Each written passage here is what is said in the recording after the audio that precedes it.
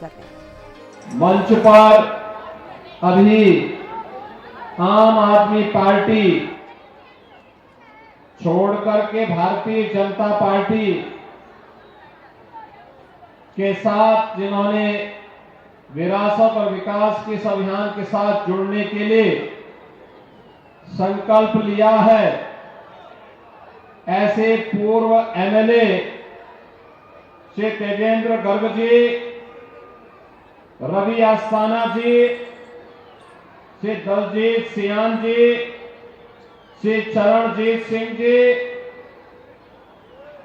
और राजेंद्र नगर विधानसभा क्षेत्र से जुड़े हुए मेरे समीप उपस्थित बहनों और भाइयों, दिल्ली विधानसभा का चुनाव चल रहा है। इस अवसर पर आज आप सबसे यहां पर संवाद करते हुए मुझे आनंद की अनुभूति हो रही है। मैं कल रात्रि को ही प्रयागराज की धरती से जो महाकुंभ का आयोजन इस सदी का जिस पावन धरा पर हो रहा, वहां से लखनऊ आया हूं और आज दोपहर के बाद लखनऊ से चल करके राजेंद्र नगर में आप सबका दर्शन करने के लिए यहां उपस्थित हुआ हूं। मुझे बहुत अच्छा लग रहा है कि आज देर से ही सही दिल्ली की जनता जनार्दन ने दिल्ली के अंदर भी डबल इंजन की सरकार, भारतीय जनता पार्टी की सरकार को बनाने के लिए संकल्प ले लिया है। जहां पर भी मैं आज गया हूं या पिछली बार भी गया हूं, अपार जन समुदाय का ये संकल्प इस बात को प्रमाणित करता है कि दिल्ली वासियों ने तय कर लिया है कि अब दिल्ली के अंदर आम आदमी पार्टी के माफिया राज को नहीं, बल्कि मोदी जी के नेतृत्व में डबल इंजन की भारतीय जनता पार्टी की विकास और विरासत की सरकार हमें आगे बढ़ानी है। आखिर हो भी क्यों ना बहनों और भाइयों, एक और मोदी जी के नेतृत्व में पूरे देश के अंदर विरासत और विकास का अभियान मजबूती के साथ आगे बढ़ रहा है।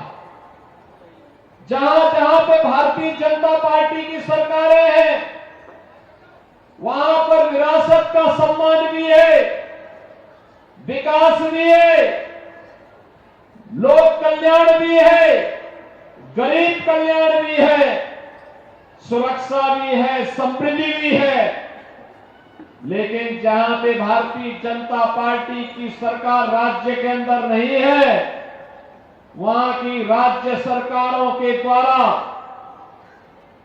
अपने निहित राजनीतिक स्वार्थों के लिए न केवल सुरक्षा पे सेंध लगाया जा रहा है, बल्कि भ्रष्टाचार के नए नए कीर्तिमान स्थापित करते हुए जनता जनार्दन को बुनियादी सुविधाओं से भी वंचित करने का कार्य किया जा रहा है। और यही कुछ दिल्ली के अंदर आम आदमी पार्टी की केजरीवाल सरकार ने पूर्व में और आज वर्तमान में भी यही ये लोग दिल्ली के अंदर कर रहे हैं।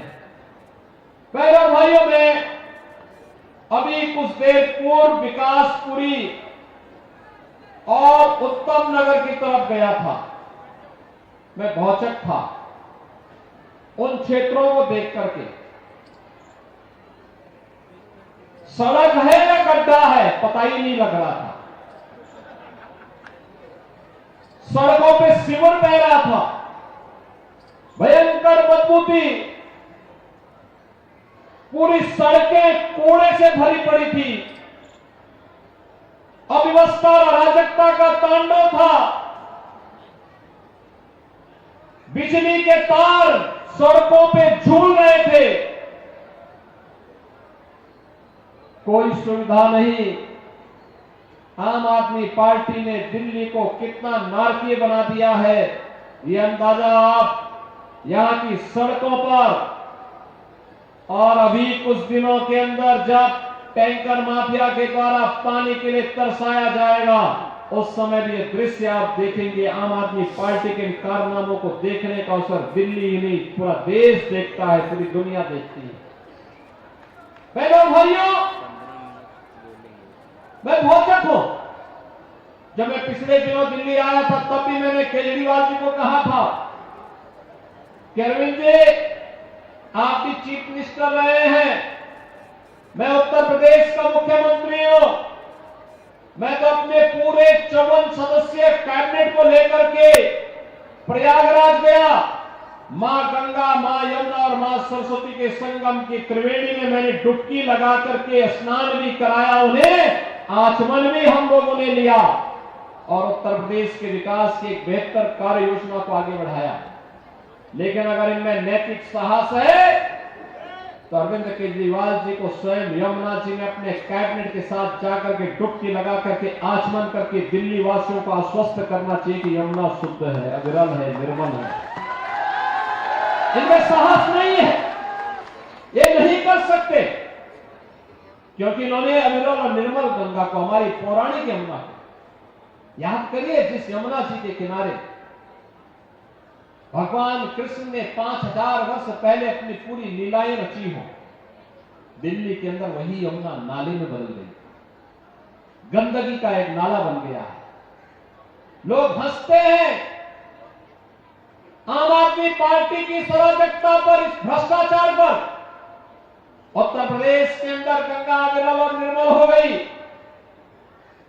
हमने आगरा के बाद यमुना जी ने व्यापक शोधन के कार्यक्रमों को आगे बढ़ाया। परिणाम है कि प्रयागराज में जाकर के मां गंगा और यमुना का संगम जब होता है तो संगम में अविरल गंगा है तो अविरल यमुना भी है। परिणाम है कि कोटि कोटि श्रद्धालु आकर के संतों के सानिध्य में महाकुंभ का स्नान कर रहे हैं। पिछले 16 दिनों में अब तक 18 करोड़ लोगों ने स्नान किया है। और बहनों और भाइयों, महाकुंभ के 45 दिनों की अवधि में 40 से लेके 45 करोड़ श्रद्धालु प्रयागराज की धरा पर आकर के इस पावन कुंभ का आनंद लेगा।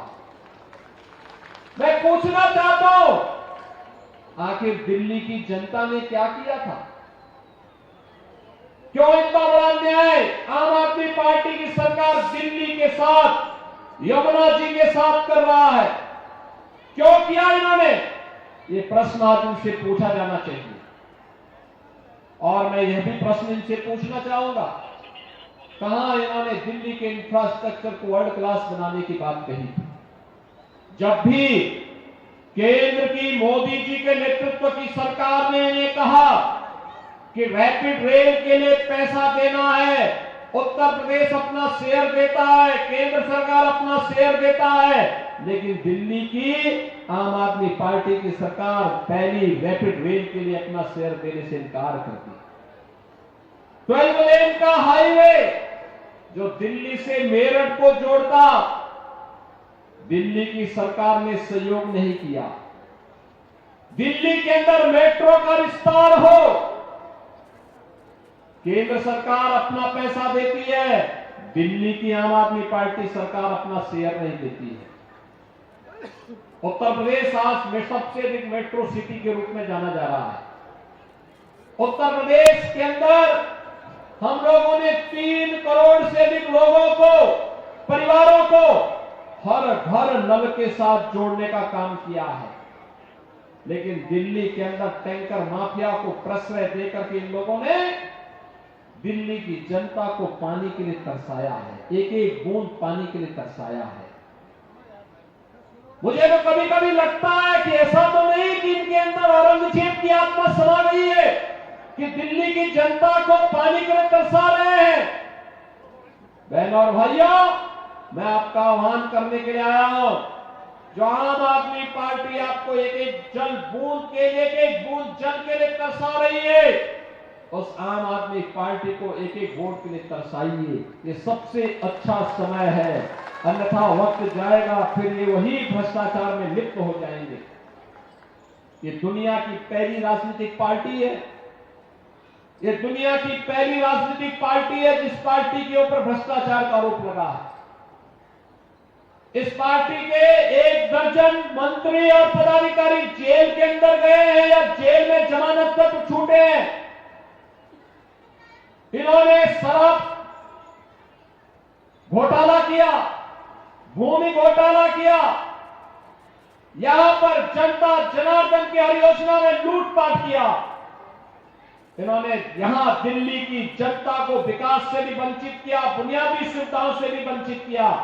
यहां तक कि केंद्र सरकार के द्वारा स्ट्रीट वेंडर के लिए बनाई जाने वाली पीएम स्वनिधि योजना का लाभ भी यहां के पटरी व्यवसायियों को नहीं लेने दिया। यहां तक कि जिन गरीबों की झोपड़ियां थी उनके लिए मकान मिलते प्रधानमंत्री आवास योजना में, वो आवास भी नहीं लेने दिए। 50,000 आवास बने, लेकिन उन 50,000 आवास में उन गरीबों को इन्होंने कब्जा नहीं लेने दिया। याद करिए, देश के अंदर आयुष्मान भारत में 5 लाख रुपए की सुविधा हर जरूरतमंद को प्राप्त हो रही है। उत्तर प्रदेश के अंदर 10 करोड़ लोग आयुष्मान भारत की सुविधा का लाभ ले रहे हैं प्रतिवर्ष, लेकिन दिल्ली के अंदर 2.5 से 3 करोड़ की आबादी आयुष्मान भारत से वंचित है, क्योंकि आम आदमी पार्टी की सरकार इसको लागू नहीं करने देना चाहती। मोदी जी ने घोषणा की और लागू किया कि हम लोग 70 वर्ष से ऊपर के हर गरीब को 70 वर्ष से ऊपर के हर गरीब को मोदी जी ने घोषणा की और उसको लागू किया कि हर बुजुर्ग आदमी को, हर वृद्धजन को हम आयुष्मान भारत का 5 लाख रुपए का मुफ्त में उपचार का कार्ड देंगे। दिल्ली के अंदर इन्होंने लागू नहीं होने दिया। बहनों और भाइयों, ये गरीबों के साथ अन्याय करते हैं, समाज के तबके का शोषण करते हैं, दिल्ली की सूरत को बदसूरत करते हैं। मुझे याद है, यही दिल्ली है जिस दिल्ली को कभी मदन लाल खुराना जी जैसे नेताओं का नेतृत्व मिला था, जिस दिल्ली को विजय कुमार मल्होत्रा जी जैसे नेताओं का नेतृत्व मिला था, जिस दिल्ली में सुषमा स्वराज जी जैसी नेत्री का नेतृत्व प्राप्त हुआ था, जिस दिल्ली में साहब सिंह वर्मा जैसे यशस्वी नेता का नेतृत्व प्राप्त हुआ था, उस दिल्ली को इस आम आदमी पार्टी ने कहां पहुंचा दिया है। उस समय दिल्ली में देश बसने के लिए आता था, आज दिल्ली के लोग अच्छी सुविधा के लिए उत्तर प्रदेश के नोएडा में जाते हैं, गाजियाबाद में जाते हैं, वहां पे सुविधाओं के लिए वहां जाते हैं। दिल्ली में पहले से बना हुआ औद्योगिक नगर ओखला को इनका विधायक वहां पे बांग्लादेशी घुसपैठियों को बसाता है। एक भी बार 10 वर्ष में से अरविंद केजरीवाल जी ने औद्योगिक निवेश का रिव्यू नहीं किया। कितना निवेश आया है इसके बारे में इनके पास कोई आंकड़ा नहीं। कितने लोगों को रोजगार दिया ये नहीं बता सकते, क्योंकि इन्होंने उस पर कार्य ही नहीं किया। ये इनके एजेंडे का हिस्सा ही नहीं था। युवाओं के हाथों को कार्य मिले, बहन और बेटियां स्वावलंबन की दिशा में अग्रसर हो, पटरी व्यवसायों का स्वावलंबन की दिशा में आत्मनिर्भर बनाया जाए, इसके बारे में इनके पास कोई कार्य योजना नहीं। गरीबों की झुग्गी झोपड़ी को उन्हें पक्के मकान दे करके उनके सम्मान में अभिवृद्धि की जाए, इनके पास आम आदमी पार्टी के पास कोई कार्य योजना नहीं। हर गरीब के पास अपना राशन कार्ड होना चाहिए, और वह चाहे देश के किसी भी भाग का हो, अगर वह दिल्ली में रह रहा है तो दिल्ली में उसे राशन निकालने का पूरा अधिकार मिलना चाहिए, अपने राशन कार्ड में मिलना चाहिए। ये लोग आज भी उसको वंचित करने का कार्य करते हैं। इनके कृत्य कैसे हैं ये तो कोविड कालखंड में हमने देखा, जब इन्होंने दिल्ली के अंदर गरीबों के पानी के कनेक्शन काट दिए थे, बिजली के कनेक्शन काट दिए थे, राशन के कार्डों राशन से वंचित कर दिया था, स्वास्थ्य की सुविधा से वंचित करने का काम किया था। यही आम आदमी पार्टी की वास्तविक पहचान है। बहनों और भाइयों, आम आदमी पार्टी वक्फ बोर्ड का ही एक नया परिवर्तित रूप है। ये लोग जो जमीन देखते हैं उस जमीन पे काबिज होने का प्रयास करते हैं, और इसीलिए मोदी जी के नेतृत्व में आप देख रहे होंगे, मोदी जी के नेतृत्व में 10 वर्ष में जो कहा मोदी जी ने करके दिखाया। 10 वर्ष में जो कहा सो करके दिखाया। मोदी जी ने कहा था हम विरासत का सम्मान करेंगे। काशी में काशी विश्वनाथ धाम भव्य रूप में सबके सामने आ गया। 500 वर्षों का इंतजार समाप्त करके अयोध्या में राम मंदिर का निर्माण हो गया। हर व्यक्ति को याद अयोध्या जाता है, ये डबल इंजन सरकार के कारण मोदी जी के नेतृत्व में हुआ है। बहनों और भाइयों, आप उत्तराखंड के केदारपुरी में जाएंगे, भगवान केदारनाथ जी का भव्य केदारपुरी के दर्शन हमें देखने को मिलते हैं। मध्य प्रदेश में जाएंगे, महाकाल का महालोक का दर्शन देखने को मिलता है। वहां का विकास, वहां पे पर्यटन की सुविधाओं के विकास के माध्यम से लाखों लोगों को रोजगार की सुविधा प्राप्त हुई। आज मैं कांग्रेस के नेताओं को ही बोलना चाहूंगा, महाकुंभ के आयोजन में जो 18 करोड़ श्रद्धालु अब तक आए हैं, इससे गरीबों के रोजगार का सृजन भी हुआ है। उत्तर प्रदेश के बारे में लोगों की धारणाएं बदली है। अगले 30 दिनों तक लगातार ये सिलसिला चलेगा। 40 से 45 करोड़ श्रद्धालु जब उत्तर प्रदेश की धरती पे आएगा, लाखों गरीबों के लिए नए रोजगार का सृजन करते हुए भी जाएगा।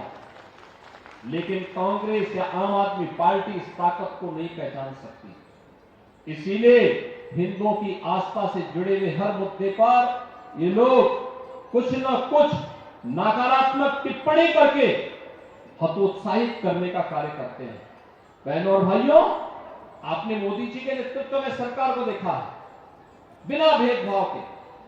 2014 में आते ही मोदी जी ने कहा था कि हमारी सरकार बिना भेदभाव के शासन की योजना का लाभ हर गरीब को, हर वंचित को, हर दलित को, हर अन्नदाता किसान को, हर महिला को उपलब्ध करवाने का कार्य करेगी।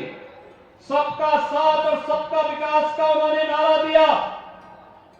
4 करोड़ गरीबों के मकान बनाए, 12 करोड़ गरीबों के घर में शौचालय बनाए, 12 करोड़ अन्नदाता किसानों को किसान सम्मान निधि का लाभ दिया, 10 करोड़ गरीबों के घर में उज्ज्वला योजना का रसोई गैस का सिलेंडर पहुंचाने का काम किया, 50 करोड़ गरीबों को देश के अंदर आयुष्मान भारत की सुविधा दी, 80 करोड़ लोगों को फ्री में राशन की सुविधा का लाभ भी ये मोदी जी के नेतृत्व में मिला है। निराश्रित महिलाओं को निराश्रित महिला पेंशन, बुजुर्गों के लिए वृद्धावस्था पेंशन, दिव्यांग जनों के लिए दिव्यांग पेंशन, ये सभी सुविधा का लाभ बिना भेदभाव के हर गांव को, हर गरीब को, हर किसान को, हर नौजवान को, हर महिला को देने का काम ये मोदी जी के नेतृत्व में हुआ है। बहनों और भाइयों, जहां जहां डबल इंजन की सरकार है वहां विरासत का सम्मान है, तो विकास के बड़े बड़े कार्य भी हो रहे हैं, बड़े बड़े कार्य हो रहे हैं। हाईवे बन रहे हैं, रैपिड रेल बन रही है, एक्सप्रेस वे बन रहे हैं, मेट्रो का विस्तार हो रहा है, IIT, IIM बन रहे हैं, वर्ल्ड क्लास इंफ्रास्ट्रक्चर का निर्माण हो रहा है। लेकिन जहां पर डबल इंजन की भारतीय जनता पार्टी की सरकार नहीं, राज्य सरकार के सहयोग के कारण सारे के सारे विकास के कार्य अवरुद्ध हो जा रहे हैं। आम जनता उस राज्य की इससे वंचित होती है। वहां पर जो राज्य सरकारें कार्य करती है, नकारात्मक भाव के साथ काम कर रही है। परिणाम है कि दिल्ली के अंदर इतनी खराब सड़कें हैं, यहां की नगर निगम में भी इन्हीं का अधिकार है। कितनी गंदगी सड़कों पर है, कूड़े के ढेर हैं, सीवर जगह जगह सड़कों पे बह रहा है। जनता बुनियादी सुविधाओं से वंचित है। बहनों और भाइयों, मैं आप सबसे अपील करने के लिए आया हूं। यह आम आदमी पार्टी की सरकार ये तो माफिया सरकार है। ये माफिया सरकार है, भू माफिया को प्रश्रय देती है। ये टैंकर माफिया को प्रश्रय देती है, बस माफिया को प्रश्रय देती है। ये तमाम प्रकार की अराजकता को जन्म देने वाली सरकार है। बांग्लादेशी घुसपैठिए और रोहिंग्या को प्रश्रय देकर के अराजकता फैलाने का काम करती है। इन्होंने ऐसा ही कार्य जामिया मिलिया के पास उत्तर प्रदेश की सिंचाई विभाग की सैकड़ों एकड़ लैंड थी। आम आदमी पार्टी के जनप्रतिनिधि और इनके पदाधिकारियों ने उस जमीन पर जबरन कब्जा करके बांग्लादेशी घुसपैठियों को बसाने का काम किया। हमने 2-3 बार चेतावनी दी, हमने आग्रह भी किया कि भाई ये सरकारी जमीन है, इस पे कब्जा मत करने दो। इनको ये लगता था कि दिल्ली में जो ये चाहेंगे वो कर लेंगे। 1 बार 2 बार 3 बार बोलने पे नहीं माने तो मैंने उत्तर प्रदेश से अपनी पीएसी फोर्स भेजी, दिल्ली पुलिस की मदद ली और बुलडोजर भेजे और मैंने एक ही झटके में सबको वहां से उजाड़ करके वापस अपना कब्जा लिया। और मैंने तो इस बारे में कहा, मैंने कहा दिल्ली के नागरिकों के लिए चिकित्सालय के लिए, शिक्षा के केंद्र के लिए, किसी अच्छे कन्वेंशन सेंटर के लिए आवश्यकता पड़ेगी हम लोग देंगे। गरीबों के लिए मकान बनाने के लिए आवश्यकता पड़ेगी हम जमीन देंगे, लेकिन विदेशी घुसपैठियों के लिए 1 इंच जमीन नहीं देंगे, 1 इंच जमीन नहीं देंगे। बहनों और भाइयों, मैं आप सबसे अपील करने के लिए आया हूं। मोदी जी ने जो कहा सो करके दिखाया। कश्मीर में धारा 370 को समाप्त करने का मुद्दा हो या फिर सिटीजनशिप अमेंडमेंट एक्ट के माध्यम से पाकिस्तान, बांग्लादेश, अफगानिस्तान, श्रीलंका, यहां से आए हुए हिंदू, बौद्ध, सिख, इन सभी को सम्मान देने का काम, यह कार्य नागरिकता देने का काम ये मोदी जी के नेतृत्व में भारतीय जनता पार्टी की सरकार ने किया है। याद करिए, गुरु गोविंद सिंह जी के 4 साहिबजादों को सम्मान देने का काम ये भारतीय जनता पार्टी की मोदी जी के नेतृत्व ने दिया है।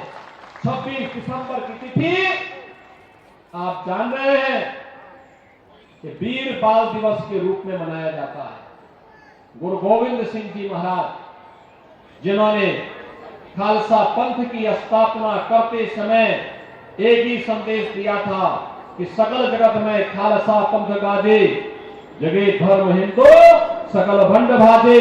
गुरु गोविंद सिंह जी महाराज, जिनके 4 पुत्रों में इस धर्म की रक्षा करने के लिए, देश की रक्षा करने के लिए अपने आप को बलिदान किया। उनके 4 पुत्र, बाबा अजीत सिंह धर्म की रक्षा करने के लिए, देश की रक्षा करने के लिए अपने आप को बलिदान किया। उनके 4 पुत्र, बाबा अजीत सिंह, बाबा जुझार सिंह, बाबा जोरावर सिंह, बाबा फतेह सिंह, ये भारत के धर्म और संस्कृति की रक्षा करने के लिए अपने आप को बलिदान कर दिए थे। क्या कांग्रेस, क्या आम आदमी पार्टी, क्या इनका दायित्व नहीं बनता था कि वीर बलिदानियों को सम्मान मिले? अपने पूर्वज के नाम पर तो बाल दिवस रख दिया, लेकिन सही मायने में जो वीर बालक थे, जिनकी स्मृति को जीवंत करना चाहिए था, और बाबा अजीत सिंह, बाबा जुझार सिंह, बाबा जोरावर सिंह, बाबा फतेह सिंह को कांग्रेस ने, आम आदमी पार्टी ने कभी सम्मान नहीं दिया। वह सम्मान दिया तो मोदी जी ने दिया है, मोदी जी ने दिया है। गुरु गोविंद सिंह जी के इन 4 साहिबजादों को सम्मान देने का मतलब अपनी वर्तमान पीढ़ी को सम्मान देना। उनके सामने एक आदर्श रखा, आदर्श इस बात का रखा कि जैसे गुरु गोविंद सिंह जी के इन 4 साहिबजादों ने भारत की धर्म और संस्कृति की रक्षा करने के लिए उस समय अपना बलिदान दिया। जब देश के लिए कभी किसी बलिदान की आवश्यकता पड़ेगी, हमारी वर्तमान पीढ़ी के सामने आदर्श हैं ये चार वीर बलिदानी। और इसलिए 26 दिसंबर की तिथि याद करना, बाबा साहब भीमराव अंबेडकर को कांग्रेस सदैव अपमानित करती रही। उन्होंने बाबा साहब भीमराव अंबेडकर को पहले संविधान सभा में आने से वंचित किया, फिर उन्होंने बाबा साहब भीमराव अंबेडकर को पहले आम चुनाव में परास्त करने का काम किया, फिर उपचुनाव में जब बाबा साहब भीमराव अंबेडकर लड़ने को तैयार हुए तो उन्हीं को बाबा साहब के खिलाफ चुनाव लड़ाने का काम कांग्रेस ने किया था। जो व्यक्ति बाबा साहब भीमराव अंबेडकर को परास्त किया था, कांग्रेस ने 1970 में उन्हें पद्म पुरस्कार दिया। बाबा साहब भीमराव अंबेडकर को सम्मान मिले, उनसे जुड़े हुए स्मारक भव्यता के साथ आगे बढ़े हुए तीर्थ बने, कांग्रेस ने कभी प्रयास नहीं किया। आज बहनों और भाइयों, मोदी जी ने बाबा साहब भीमराव अंबेडकर जैसे के बनाए हुए संविधान को भी सम्मान दिया। उन्हें बड़े सम्मान के साथ देश की नई जी ने बाबा साहब भीमराव अंबेडकर जैसे के बनाए हुए संविधान को भी सम्मान दिया। उन्हें बड़े सम्मान के साथ देश की नई संसद में भी रखा। 15 नवंबर की तिथि को 26 नवंबर की तिथि 2015 से संविधान दिवस के रूप में बनाने के लिए 26 नवंबर 1949 को बाबा साहब भीमराव अंबेडकर ने भारत के संविधान को बना करके संविधान सभा को सौंपा था। इस तिथि को संविधान दिवस के रूप में मनाने का कार्यक्रम को आगे बढ़ाया और बाबा साहब भीमराव अंबेडकर से जुड़े हुए 5 केंद्रों को पंच तीर्थ के रूप में विकसित करने का काम भी मोदी जी के नेतृत्व में भारतीय जनता पार्टी की सरकार ने किया है। और इसलिए बहनों और भाइयों, मैं आप सबसे कहने के लिए आया हूं, भारतीय जनता पार्टी ने अपने चुनावी घोषणा पत्र में कहा है, बहुत अच्छे ढंग से उन्होंने इस बात का उल्लेख किया है कि हम स्ट्रीट वेंडर को व्यवस्थित पुनर्वास करेंगे। उनके लिए सुरक्षा बीमा का कवर 5 लाख रुपए का सुरक्षा बीमा का कवर देंगे। उनका 10 लाख का इंश्योरेंस भी कराएंगे। हर महिला को सम्मान देने के लिए मासिक धनराशि उपलब्ध करवाने का काम भी करेंगे। हर झुग्गी वासी को पक्का मकान बना करके देंगे, जिससे वह भी सम्मान के साथ एक जीवन को यापन कर सके। लेकिन बहनों और भाइयों, इसके लिए मैं आपका आह्वान करूंगा, भारतीय जनता पार्टी मोदी जी के नेतृत्व में डबल इंजन सरकार आज जिस दिशा में आगे बढ़ी है, देश की राष्ट्रीय राजधानी में डबल इंजन की सरकार आती है, अच्छी सड़कें बनेंगी, पेयजल की सुविधा जैसे देश के अंदर मिला है, गरीबों को मिलने वाली योजनाओं का लाभ जैसे पूरे देश के अंदर प्राप्त हो रहा है, ऐसे दिल्ली के अंदर भी मिलना प्रारंभ होगा। दिल्ली राष्ट्रीय राजधानी के रूप में जगमगाती हुई एक नए इंद्रप्रस्थ के रूप में दुनिया का ध्यान आकर्षित तभी कर पाएगी जब बहनों और भाइयों डबल इंजन की सरकार भारतीय जनता पार्टी के नेतृत्व की दिल्ली के अंदर भी आएगी। और इसी के लिए मैं आपका आह्वान करने के लिए आया हूं। दिल्ली में राजेंद्र नगर विधानसभा में भारतीय जनता पार्टी ने श्री उमंग बजाज को अपना प्रत्याशी बना करके आपके बीच उतारा है। उमंग बजाज एक जुझारू प्रत्याशी है।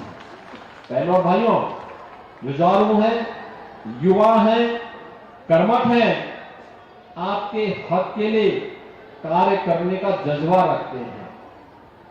वह आपके लिए दिल्ली सरकार से भी जूझने की सामर्थ्य रखते हैं। और केंद्र में तो खैर मोदी जी के नेतृत्व की सरकार है, तो सारी विकास मंत्रालय, गृह मंत्रालय की सभी योजनाओं का लाभ भी आपको देने को पूरी मजबूती के साथ काम करेंगे। और इसीलिए यहां पर सुश्री बांसुरी स्वराज जी सांसद है। बांसुरी स्वराज जी और उमंग बजाज विधायक के रूप में उनके साथ मिलकर के इस क्षेत्र के समग्र विकास को आगे बढ़ाने के लिए राजेंद्र नगर का हक देने के लिए यहाँ के गरीबों को, पटरी व्यवसायियों को, सभी नागरिकों को उनका हक प्रदान करने के लिए सुयोग्य प्रत्याशी के रूप में भारतीय जनता पार्टी ने उन्हें आपके बीच उतारा है। आपका आशीर्वाद शिवमंग बजाज को प्राप्त होगा।